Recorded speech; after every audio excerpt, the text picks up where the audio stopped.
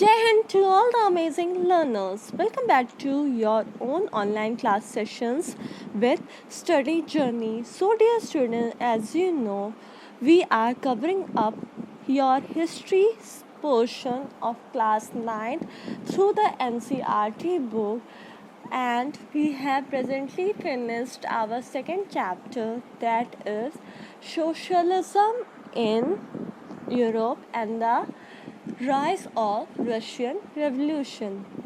So today there is a surprise package for you all, and I am bringing question and answers for you all of the chapter 2, that is Socialism and Russian Revolution.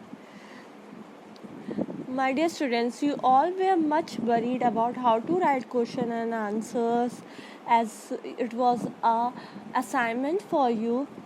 So here I am discussing you whole of the pattern, whole of the question and answers that you can write, you can copy it down, as well as you can learn it, and you can write same kind of answers, same pattern answers in your examination. So without wasting much time, let us come to our question and answers, which is given in NCERT books, and its answer I will tell you, I will explain to you its main point, and rest you can take the screenshot, you can pause the video and write down the question and its answers in your notebook. So let's see. Your first question is, as you can see here, what were the social, economical and political condition in Russia before 1905? Question हमसे क्या कह रहा है dear student? Question हमसे पूछ रहा है कि सोशल, इकोनॉमिक और पॉलिटिकल कंडीशन, सोशल मतलब सोसाइटी में लोग कैसे रहते थे, इकोनॉमिक मतलब कि पैसे वगैरह का क्या सिनेरियो था, और पॉलिटिकल कंडीशन गवर्नमेंट कैसी थी रशिया में बिफोर 1905. तो एक एक करके हम इसको डिस्कस कर लेंगे. First we will see about the social condition. The society in Russia was divided into two classes, the privileged and the non-privileged. Privileged मतलब जिसको कोई चीज़ हासिल हो जाती है, लकी होता है उसके बर्थ के बेसिस पे या किसी भी बेसिस पे, और non-privileged जिनको ये सारी चीज़ें नहीं मिलती हैं. The privileged class compromises prosperous and influential people. Obvious ही बात है, जो privileged class होगा उसके लोग कौन कौन से होंगे? Prosperous मतलब कि जो बहुत ज़्यादा अमीर हो और influence करते हों. Who held almost all the important offices of the state and most of the land was under their control. उनके पास ज़्यादातर पूरे offices हुआ करते थे और country का ज़मीन भी होता था. उसके बाद हम देख लेते हैं इकोनॉमिक कंडीशन के बारे में. रशिया में there was no ample capital in the country में ज़्यादा पैसा अवेलेबल नहीं था. More than half of the capital investors was made by foreign investor who were interested only in making huge and quick profit. ज़्यादातर जो पैसा country में आता था वो बाहर देश के लोग आके, इन्वेस्टर्स आके कंट्री में इन्वेस्ट करते थे, अपनी फैक्ट्री वगैरह लगाते थे. क्यों लगाते थे? ताकि उनको प्रॉफिट हो सके, और कोई उनका मोटिव नहीं था. उन्हें नहीं मतलब था कि वर्कर्स की कंडीशन क्या हो रही है, कितनी ख़राब है. ज़्यादातर वो लोग एक्सप्लॉयटेशन करते थे वर्कर्स का, और जो वर्कर्स होते थे उन्हें 15 आवर्स ऑफ द डे तक काम करना पड़ता था. This is about the economic condition. Now let's see about the political condition.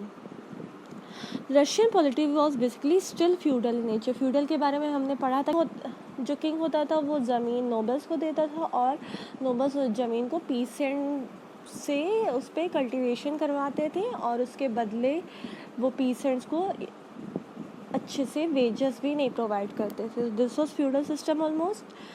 Vast track of the land where held tax free by the clergy and nobility. ज़्यादातर land जो है वो same जैसे हमने रशियन रेवोल्यूशन में पढ़ा था, वो क्लर्गी और नोबेलिटी के पास होता था, और क्लर्गी और नोबेलिटी प्रिविलेज क्लास होते थे, उनको कोई भी टैक्स नहीं देना पड़ता था. कभी कभी तो high post of the army और एडमिनिस्ट्रेटिव जो होते थे वो लोग भी ज़मीन को होल्ड करते थे। मोनोपोलाइज मतलब सिंगल हैंडली इनके पास रहता था, बड़े बड़े लोगों के पास होता था, गरीब लोगों के पास नहीं होता था। The new middle class that was slowly emerging in Russia began to make demands for some sort of representative government to be formed, which where access to high posts would be possible and which was still now given on the basis of। पर जो new middle classes थी वो इन सारी चीज़ों को oppose कर रही थी और बोलती थी ये जो एडमिनिस्ट्रेशन अभी चल रहा है वो एक करप्ट और इनकम्पिटेंट है, भ्रष्ट है और कैपेबल नहीं है पूरे कंट्री के पीपल को हैंडल करने के लिए। सो this is your first question and its answer in detail. You can see it, you can pause the video and copy down this answer. Okay, so I hope you are clear with this. Now let's move to our next question and its answer. Question number 2. In what ways was the working population in Russia different from those in other countries in Europe before 1917? मतलब कि कैसे जो Russia में population थी, जो Russia की लोग थे वो बाकी कंट्रीज़ के लोगों से अलग थे यूरोप में बिफोर 19। सारे वर्कर्स एक दूसरे के लिए खड़े मिलते थे। So you can see this is the answer of question number 2 which is explained in proper points. So this is only the proper way to write your answer. If you are clear with the points of the answer, you must mark different points. This draws the attention of examiner and give you more marks in your exam. Now let's move to the question number 3. Why did Tsarist autocracy collapse in 1917? ज़ार की autocracy, ज़ार का जो rule था, ज़ार की जो monarchy थी वो कैसे collapse कर गई थी 1917 में। ओके, हम इसका आंसर देख लेते हैं पॉइंट्स में। Again, the revolutionary movement in Russia had been growing when the 1905 revolution broke out. 1905 में हमने पढ़ा था हमारे पुराने लेक्चर्स में कि रशिया में रेवोल्यूशन स्टार्ट हो गया था और तब जो है ज़ार की ही रूल था, ज़ार का ही किंगडम था कि कुछ वर्कर्स थे जो पीसफुली मार्च कर रहे थे अपनी व्यथा लेके, पेटिशन मतलब व्यथा जो भी उनके प्रॉब्लम्स थे वो एक प्रॉपर नोट्स में लिखे थे, उन सबको ज़ार के पास लेकर जा रहे थे उसके विंटर पैलेस में, पर उन पे फायर कर दिया गया था। जब ये न्यूज़ पूरे देश में फैली तो एक वाइड स्प्रेड रेवोल्यूशन हुआ in 1917। The tsar took Russia into the first world war. Tsar ने ही ज़बरदस्ती फर्स्ट वर्ल्ड वॉर स्टार्ट कर दिया था जिसके रिज़ल्ट जो है वो बहुत ही फैटल था, दर्दनाक था, बहुत ही ज़्यादा डिस्टर्बिंग था। 1917 में around 6 lakh soldiers had been killed in the war. There was a widespread discontent to the empire as well as in army. Army और पूरे देश की जनता बहुत ज़्यादा ज़ार से गुस्सा हो चुकी थी और यही कंडीशन था जब रेवोल्यूशन लोगों ने स्टार्ट कर दिया। And the last point is on 12 March 1917 the capital city of Saint Petersburg fell into the hand of revolutionary. हमने पढ़ा था हमारे लेक्चर्स में कि कैसे रेवोल्यूशनरीज ने सेंट पीटर्सबर्ग पे कब्जा कर लिया था और जल्द ही ये रेवोल्यूशन मॉस्को तक पहुंच गया। The tsar gave up his throne, tsar को अपना थ्रोन देना पड़ा और फर्स्ट प्रोविजनल गवर्नमेंट फॉर्म हुई when 15 March 1917। So this is your second answer. I hope you are clear with both the questions and its answer. You can see them, pause the video and copy it down.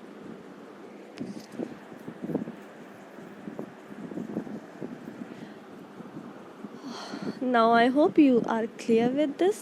Without wasting much time, let's move to our next question and its answer.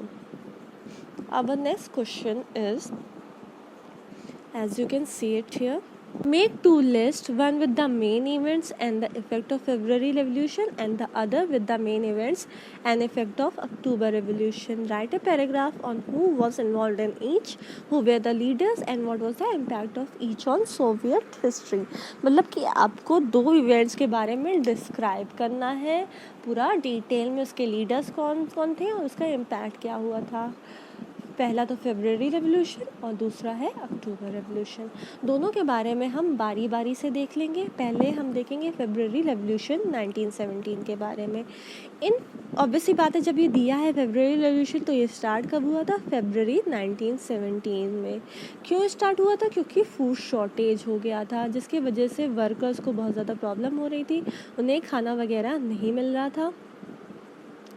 Parliamentaries wishing to present an elected government were opposed to the Tsar desire to dissolve the Duma.